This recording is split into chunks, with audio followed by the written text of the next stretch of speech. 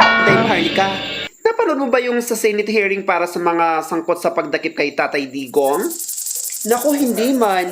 Bakit? Ano ba nangyari? Naku, ang sabi, hindi daw dumalo yung mga akusadong nagdakip kay Tatay Digong.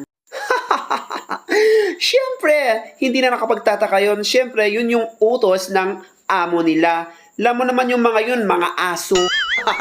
Kung ikaw naman, makaaso. Grabe ka, kung makaaso ka sa kanila, uwagas, aso rin sila.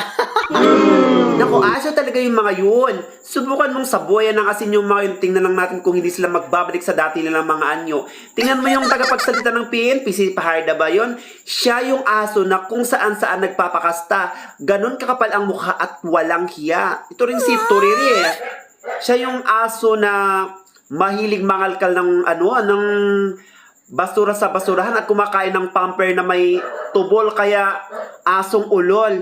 Ito naman isa, si Marvel ba yun? Siya yung tipo ng asong nakatanikala, kaya bawal pumipiglas at mawala ng hininga. Akala mo clear, ligtas ka na no? Ikaw yung klase ng aso na yung sa kanto na nakatali at galisin, kaya lahat ng mga sinasabi mo nonsense. Grabe ka, Inday Maharlika. Mamaya niyan, ipapatawag ka na niyan sa Quadcom. Bahala ka dyan. O bakit? Ikaw, Samara, kunwari ikaw yung nasa kalagayan nila at di mo gusto yung inuutos sa'yo ng presidente, o anong gagawin mo? Magre-resign ka? Ikaw talaga. Bakit ako magre-resign? Tanggalin nila ako kung kaya nila akong tanggalin. May due process lahat ng yan. Basta ako, hindi ako magre-resign. Bakit ako magre-resign? Hindi ako mahilang nila lang. Magkita-kita kaming lahat sa korte, sa kongres, sa senado, sa ombudsman, at kahit sa ICC pa yan. Pulis ako at hindi ako aso. Wow! Isa kang magiting na Pilipino, may paninindigan. Tao ka nga at di ka aso. At dahil dyan, magbibigay ako ng mga panibagong lucky numbers nationwide. Today is April 5, 2025. Today, April 5, 2025. Narito lang ating panibagong isusumara, ang tinatawag nating 317.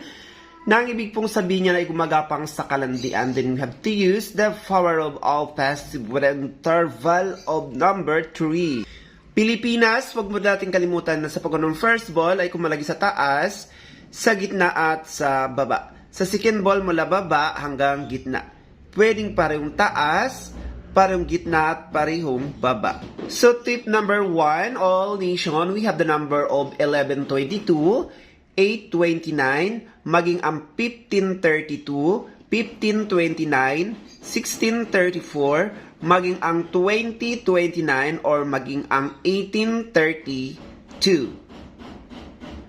or 1533. At para naman sa ating petsa sumada nationwide dito noong April 5, 2025, sa ating given na 4-5, of course, sa ating legendaryong 2025, sa ating 4 ay number of 1930, sa ating 5, 1931, sa ating 20 ay number of 1028, at sa ating 25, 1933. So our first lucky number, we have the number of 1112.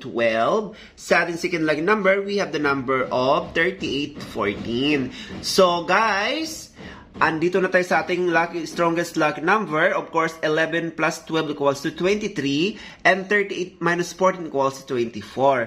So our strongest number is number 2324. Ang ating 23 ay pwede siya maging 32. Ang ating 24 ay pwede siya maging 15. So our strongest number is 2332, 2315, 2324, 2415, 2432, or 3215. Maharlika, napansin mo ba? Nakakaloka na yung nangyayari sa ating bansa, ano? Hindi ko na talaga maintindihan. Talagang mahirap ispilingin ngayon ang bansa natin. Paano kasi sa bansa natin ngayon, bida ang mga adik at drogista, kaya malulokan talaga. O siya, babay na, uwi na tayo.